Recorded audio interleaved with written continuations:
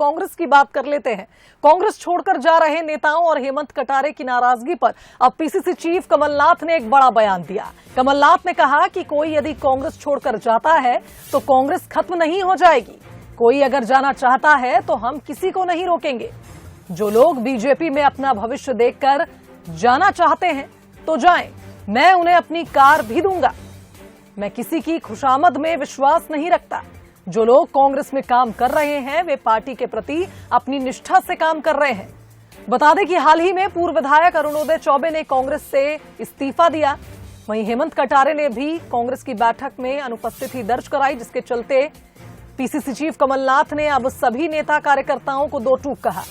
इधर चंबल अंचल के ओबीसी के सबसे वरिष्ठ नेता राम बघेल जी का नाम प्रदेश प्रतिनिधि के तौर पर सुझाया था हेमंत कटारे ने, और जब उनके सुझाव को नहीं माना गया तो ट्वीट के माध्यम से उन्होंने अपनी नाराजगी जाहिर की थी।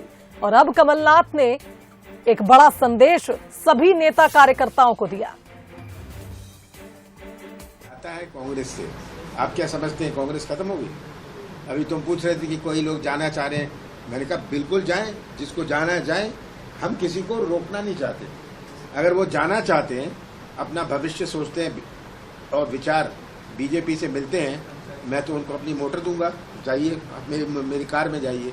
मैं किसी के खुशामद करने में, जो कर रहे हैं अपनी निष्ठा से कर रहे हैं, कोई दबाव से कुछ नहीं करता, अपनी निष्ठा से, कांग्रेस के प्रति अपनी निष्ठा से करता है और वो करें।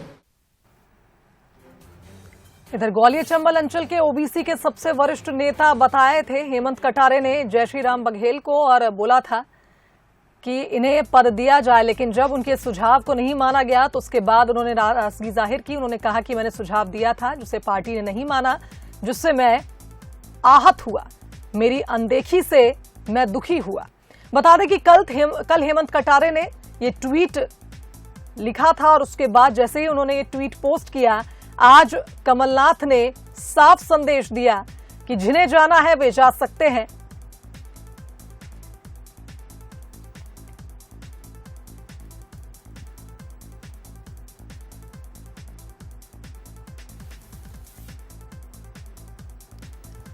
चलिए, इस खबर पर हमारे साथ दो राजनीतिक मेहमान भी जुड़ गए, उनका रुख कर लेते हैं। हमारे साथ अजय सिंह यादव, कांग्रेस उपाध्यक्ष, मीडिया विभाग, फोन लाइन पर जुड़ गए हैं। तो वहीं बीजेपी प्रवक्ता हितेश वाजपेयी जी भी हमारे साथ फोन लाइन पर जुड़ गए हैं। सबसे पहले अजय जी, आपके पास आना चाहूंगी। जिस तरह से हमने देखा कांग्रेस की ओर से ये बात लगातार सामने आ रही है, जब मानसून सत्र हुआ उस दौरान से ही बात चर्चा में है कि कांग्रेस में एकता है, कांग्रेस एकता के साथ आगे बढ़ रही है और आने वाले चुनाव में भी बेहतर प्रदर्शन एकता के साथ होगा। लेकिन अब हम देख रहे हैं लगातार पार्टी का साथ वरिष्ठ नेता छोड़ रहे हैं। अरुणोदय जी की बात करें तो काफी करीबी थे कमलनाथ के, लेकिन अब पीसीसी चीफ ने भी संदेश दे दिया कि जिन्हें जाना है चले जाएं। देखिए, कांग्रेस पार्टी अपने रीति नीति सिद्धांतों से चलती है, किसी व्यक्ति से पार्टी नहीं चलती है। कमलनाथ जी साफ गोई से बात करते हैं और कमलनाथ जी की बात ही पार्टी की अधिकृत लाइन है।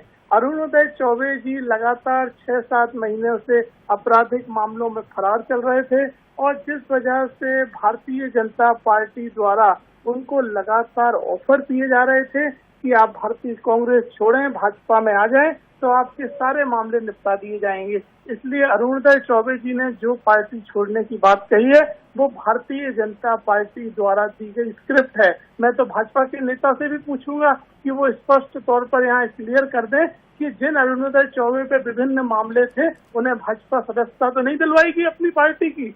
भारतीय जनता पार्टी की कोई रीति नीति नहीं है। कांग्रेस का कार्यकर्ता मजबूती से लड़ रहा है। मैं उदाहरण देता हूँ, ज्योतिरादित्य सिंधिया जी ने कांग्रेस छोड़ी, उसके बाद ग्वालियर चंबल में कांग्रेस मजबूत हुई। मुरैना ग्वालियर की नगर निगम हम जीते, 50 साल से जो नगर निगम नहीं जीत रहे थे। तो भारतीय जनता पार्टी को ये स्पष्ट होना चाहिए। लेकिन अजय जी, अरुणोदय जी का कहना है, अजय जी, अरुणोदय जी कह रहे हैं कि मुझे पार्टी में अनदेखी महसूस हुई, मेरी भावनाओं को आहत किया गया, इसलिए मैंने पार्टी से इस्तीफा दिया। उन्होंने एक बार भी ये बात स्पष्ट नहीं कही कि उन्हें कहीं और से ऑफर मिला है। देखिए, मैं आपसे स्पष्ट कह रहा हूँ, अरुणोदय चौबे जी पिछले 6 महीने से फरार थे। उनके ऊपर बहुत सारे आपराधिक मामले चल रहे थे। तो कांग्रेस ने उन्हें पार्टी से इसलिए बाहर किया कि उन पर आपराधिक मामले थे, या कांग्रेस का ये मानना है कि बीजेपी ने ऑफर दिया? अपने आपराधिक मामले और तमाम चीजों को सेटल करवाने के लिए वो भारतीय जनता पार्टी के संपर्क में थे, और अगर मेरा दावा झूठा है तो भाजपा के प्रवक्ता इसी चैनल पे कह दें कि अरुणोदय चौबे भाजपा में शामिल नहीं होंगे, और भाजपा उन्हें शामिल नहीं करेगी जिनके ऊपर भाजपा। चलिए ठीक है, हितेश जी हमारे साथ बने हुए हैं। जी हितेश जी, जवाब चाहते हैं अजय जी आपसे। देखिए, सबसे बड़ी चीज तो एक मेरे को पुराना गाना याद आ गया कि सब कुछ लुटा के भी होश में ना आए तो क्या किया कमलनाथ जी। ये कहानी शुरू हुई, हमने देखा वो देखिए वो कहते हैं ना तीसरे पुत्र हैं इंदिरा जी के, मतलब वो अपने आप को संजय गांधी के बड़े करीब रहते हैं। संजय गांधी आपको मालूम बहुत तानाशाही उनका एक रवैया रहा है, तो वही सब चीजें कमलनाथ जी में भी हैं। और यही कारण था वो सड़क पे उतर जाओ तो 28 विधायक सड़क पे उतर गए, सरकार चली गई, सब टूट-फूट हो गई। फिर उसके बाद अब आप राष्ट्रपति चुनाव को उठाकर देखो तो किसी से बात नहीं करना, तो मिजाजी में रहना, हिटलरशाही करना, तानाशाही करना। तो 19 विधायकों ने राष्ट्रपति चुनाव में उठाकर कांग्रेस के प्रत्याशी के विरुद्ध वोट दे दिया। अभी वो बैठे हुए पार्टी में, मतलब उनके आजू बाजू में ही है, उनकी बाहों में ही है, तो इंतजार कर रहे हैं। फिर उसके बाद भाई आप देखो आज के बयानों को ले लो, आज के बयानों में उनका ना बोले मैं ना किसी की सुनूंगा ना मानूंगा, मुझे जो पसंद आएगा मैं वही करूंगा, और जिसको जाना हो चले जाए, मैं अपनी मोटर दे दूंगा। अब मोटर तो खैर आज के लोग नहीं समझ पाएंगे, और अचानक उसने ठीक किया कि मैं अपनी गाड़ी दे दूंगा, क्योंकि अभी भी वो क्या है उसी फ्रेम में है, वो इमरजेंसी वाले फ्रेम में। तो एक तानाशाह की तरह मध्य प्रदेश में तो मुझे नहीं लगता पार्टी चल पाएगी, लगातार रोज टूट रही है। डेली आप देखिए क्या अरुणोदय चौबे की बात का, और हेमंत कटारे जी आप सोचिए, सत्यदेव कटारे जी के बेटे हैं, जिन्होंने मजदूर से लेके नेता तक की यात्रा करी, नेता उनके बच्चे के साथ देखो कैसा व्यवहार कर रहे हैं। ऐसे बात की जाती है कि आप बुला के भाई बात कर लीजिए, इतना सीनियर आदमी कोई कह रहा है कि भाई ऐसी दिक्कत है या कोई, तुम नहीं बोले नहीं करूंगा, बोले न मानूंगा न मनाने जाऊंगा।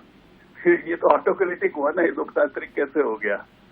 तो हितेश जी, लेकिन अजय जी कह रहे हैं कि बीजेपी ने ऑफर दिया अरुणोदय जी को। इतनी सी बात कह दीजिए, जनता भी समझ जाएगी। सरकार ने फर्जी तो लगाए नहीं होंगे, या फर्जी लगाए थे राजनीतिक दबाव बनाने के लिए।